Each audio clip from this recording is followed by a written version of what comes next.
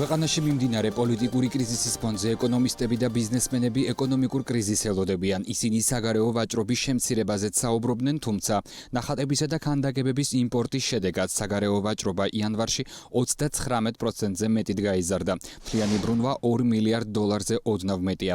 ვაჭრობაში 60%-მდე კვლავ იმპორტს უჭირავს და გასულ თვეში მან $1.6 მილიარდ მიაღწია. წლიური ზრდა 45%-ია. იმპორტი ნახატებისა და ქანდაკებების შემოტანის შედეგად გაიზარდა.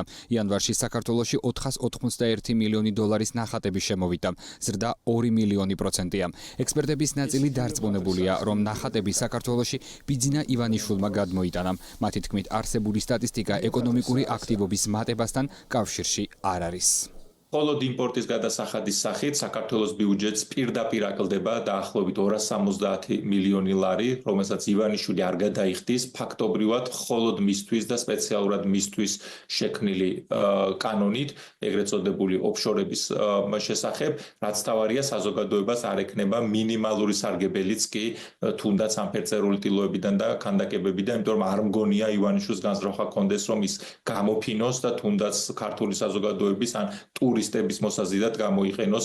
საქართველოში ნახატების იმპორტის ფონზე ამერიკის შეერთებული შტატები და დიდი ბრიტანეთის საიმპორტო ბაზრებს შორის ლიდერი ქვეყნები პირველად გახდა. ქართულ ოცნებაში ვერ ამბობენ, ვინ ჩამოიტანა ნახატები, თუმცა თანაინვესტირების ფონდის ყოფილი ხელმძღვანელი გიორგი ბაჩიაშვილი ვარაუდობს, რომ ის ბიძინა ივანიშვილს ეკუთვნის. მისი თქმით, ოფშორების კანონი ივანიშვილისთვის შექმნილი სასათბურე პირობებია.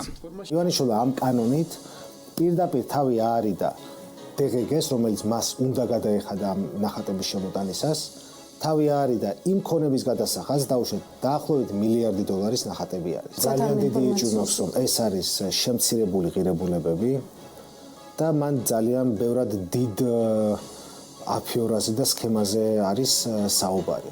რეალურად ივანიშვილს DGG-ს ქონების გადასახადის და შემდგომ პოტენციური მოგების გადასახადის სახით მინიმუმ $300-400 მილიონი ექნებოდა გადასახადი საქართველოს ბიუჯეტში და მან ამ კანონის თავი აირიდა ამ გადასახადებისგან. მე არ ვიცი, ნამდვილად გეუბნები და არ მგონია ვინმე მიცოდეს ეს საიდუმლოება არის თუ ვინმე იტყვის თვითონ. კი ბატონო, მე არ ვიცი ვინ გადმოიტანა, რა გადმოიტანა, მაგრამ ვისაც არ უნდა გადმოიტანა, თუ გადმოიტანა, ძალიან კმაყოფილი ვიქნები და გახარებული, იმიტომ რომ ეკანონი ზუსტად მაგისთვის მივიდა. ბატონო ბიძინამ გადმოიტანა თორე ეს არა, ეს საიდან უნდა ვიცოდე მე. ივანიშვილის მიერ სავარაუდოდ შემოტანილმა ნახატებმა იმპორტი გაზარდა. ექსპორტს კი ბიძგი კვლავ ავტომობილების რეექსპორტმა მისცა. გასულ თვეში $150 მილიონი ავტომობილი ვიყიდეთ, საიდანაც 130-ის უცხოეთში გავყიდეთ. მთავარი ბაზარი კვლავ ყირგიზეთია. აღსანიშნავია, რომ ექსპორტი შემცირდა რუსეთში. განახევრებულია ღვინის ექსპორტი. საექსპორტო ბაზრებს შორის სამეულს აზერბაიჯანი და ყაზახეთი ხურავს. პირობითად რო ავიღოთ ყირგიზეთი, რა მოცულობის ექსპორტი რეპორტდება საქართველოს მხრიდან და რა მოცულობის იმპორტი რეპორტდება უკვე ყირგიზეთის მხრიდან, ვნახავთ, რომ აქ არის ძალიან დიდი აწტინა.